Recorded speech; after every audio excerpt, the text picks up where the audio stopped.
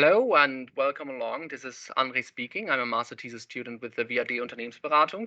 And in the last couple of months, I developed a great deal of time in exploring the topic around RPA, robotic process automation, and in particular, its combination with the much broader concept BPM, so business process management. And as you probably all know, RPA is a technology that handles processes that are very repetitive in nature with the help of software bots to perform tasks via the user interface of an application. So it really tries to mimic the streams of clicks a user does in the front end of software systems.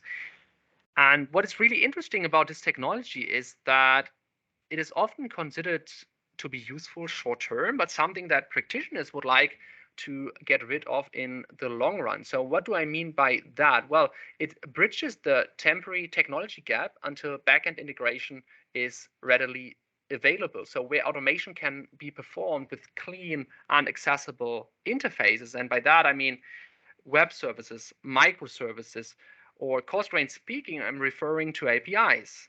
And in the end, this gives us the following picture. We have RPA today, and we have APIs at some point in the future, but we basically have nothing up there that sits in between and helps me getting this transition done from RPA today to API tomorrow. And this is the main motivation of my thesis. And in that context, I developed software artifacts that in turn help me to approach closing the gap.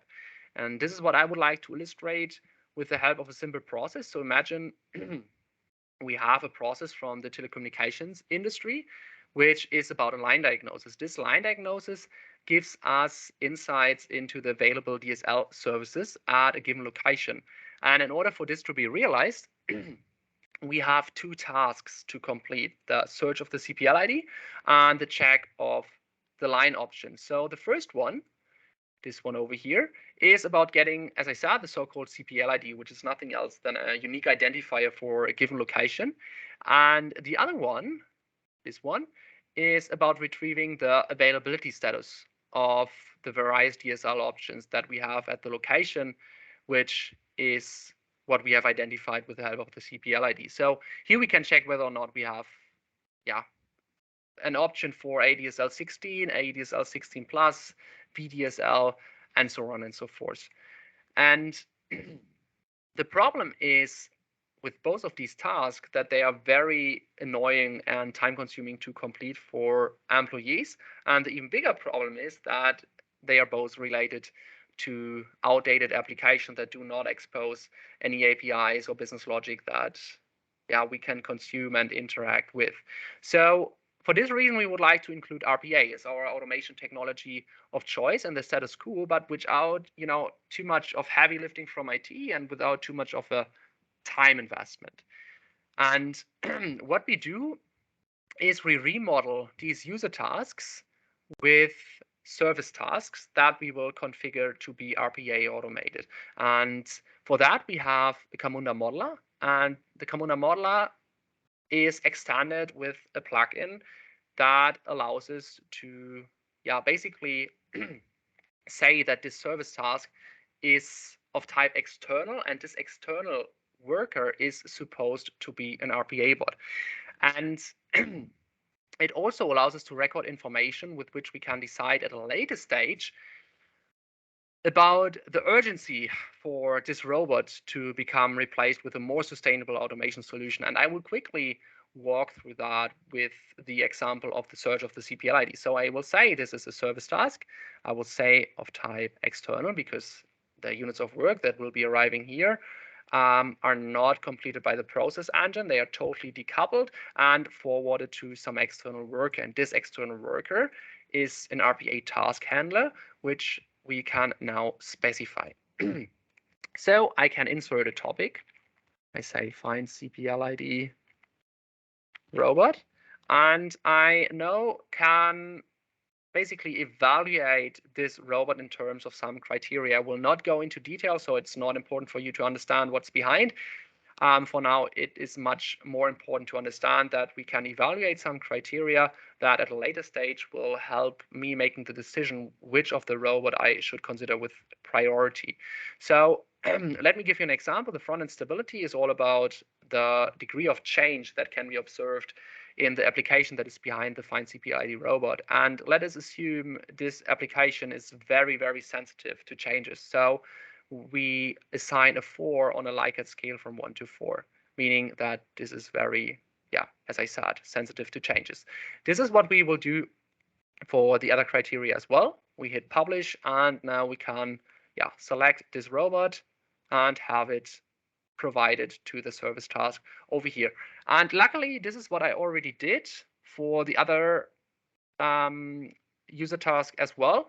Please don't be confused with the error boundary events that are attached to the service task. They simply allow the error cases to be forwarded to some employees to, yeah, complete the task in manual fashion, and then again to go back into the game.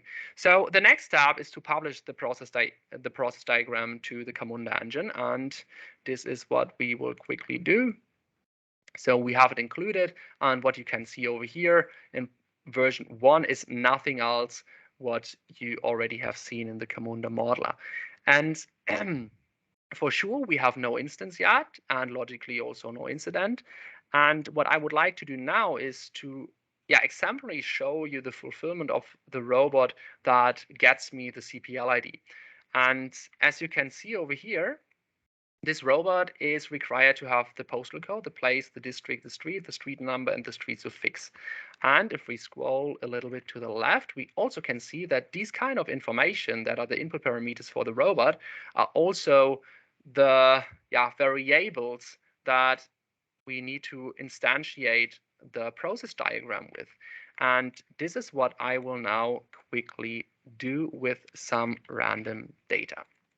So let me add some variables and say the postal code is 48149. The place is Münster. The district Meg. The street Straße. The street number 25, and the street suffix is A. So 1, 2, 3, 4, 5, 6. So should be completed.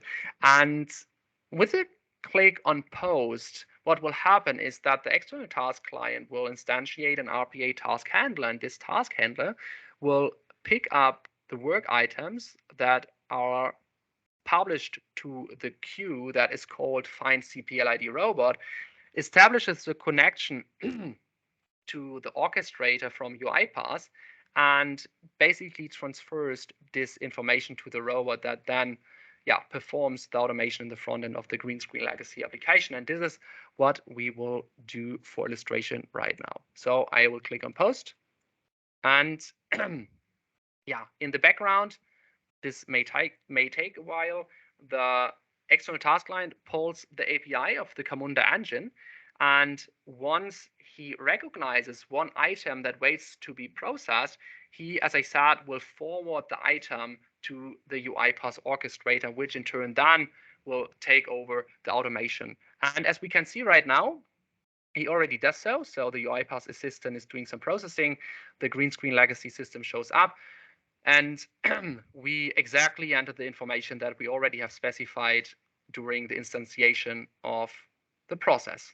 And in turn, we retrieve a CPL ID. So that's it for the first robot. If I now hit refresh, I can see that the token makes its way through the process model. And the next step would be to understand which of these robots is more urgent to migrate on the basis of the information that we have already recorded, yeah, in the time of modeling. And I will click on RPA prioritization and now can see a ranking of the robots we have included in our process model. It's the FindCPLID robot and the check line options robot. Both of them are evaluated in terms of the static criteria, but also in terms of criteria that is dynamic in nature and that cannot be, evaluated in time of modeling, but which needs to be evaluated during runtime. And This encompasses the automation rate, the execution frequency, and the frequency of reuse. The automation rate is nothing else than the amount of cases processed by RPA divided by the total amount of cases.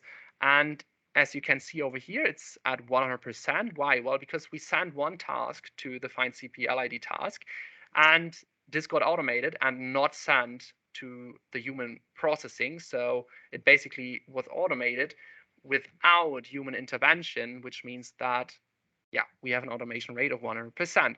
Execution frequency needs, I guess, a little bit more explanation. So RPA has been analyzed to be less suitable the higher the volume with which the task occurs is. So tasks with massive transaction amounts are more challenging to handle for RPA than for APIs. And we assume the execution frequency to be too high whenever the robot has troubles in completing all of his cases on time. So we determine the ratio between the number of cases the robot was supposed to work on and the number of cases the robot was actually able to process on the same working day. In other words, we count the number of cases from yesterday or the days before that are left in queue. And if this is observed to be greater than 0, the robot is said to be overloaded, and the execution frequency is then in turn concluded to be too high for the robot to cope with. So in that case, we can see the execution frequency is 0, which is reflected with the 0 that sits in the bottom left corner of the task over here. So this means that we have no cases left that wait to be processed from yesterday or the days before, meaning in turn the execution frequency is not too high. Frequency of reuse is simply calculated with the number of times the robot is reused in other processes for automating the same task. So we basically want to assess the degree of the robot's agnostic solution design. And for now, it's not reused at all. So it's a 0 because the only application of this robot is in the process of the line diagnosis. And what we now can see is that this decision table recommends us to prioritize the first robot in terms of the migration, because this lies at 84%, whereas the check line options robot has a percentage of 56. And what I forgot to mention, we can also play around a little bit with the weights that we assign to the criteria. So right now, I have rated the front-end stability with a 5. I can also say the front-end stability should be rated, equal across all criteria. So we will assign a 1. I hit save. So the percentage changes in that accordance. However, it does not change the order in which the decision table suggests me to migrate the robots under consideration. So the next step would now be to transition this robot as soon as an API that fits the functionality requirements becomes available. And let me now jump to the migration tab, and surprise, surprise, we have an API available that exposes business logic with which the CPLID can be retrieved. However, a closer inspection reveals that the input parameters, so these guys over here, include minor differences in comparison to what is expected in the process context itself. So in particular, the API needs to be fed with the German versions of the geographical indicators, while the process requires their English counterparts. So to make it concrete, let's take a quick look over here. We have available in our process context the postal code, the place, the district, which is the exact same information the API needs to have. However, they differ in terms of the name. So here, the postal code is called PLZ. The place is called Ort. The district is called Ortsteil. So this problem calls for data mapping to be set up so this API can complete the task in the exact same manner as the RPA bot. So we need to match these variables. with those from the process in order to ensure the business functionality is completed, without any differences in comparison to what we would expect from the RPA bot. And what I forgot to mention is that the CPL ID does not include any differences. So it's called CPL ID in the RP's definition, but it is also called CPL ID in the process context. So let me now create an interface mapping. And now I need to take a look on my other screen.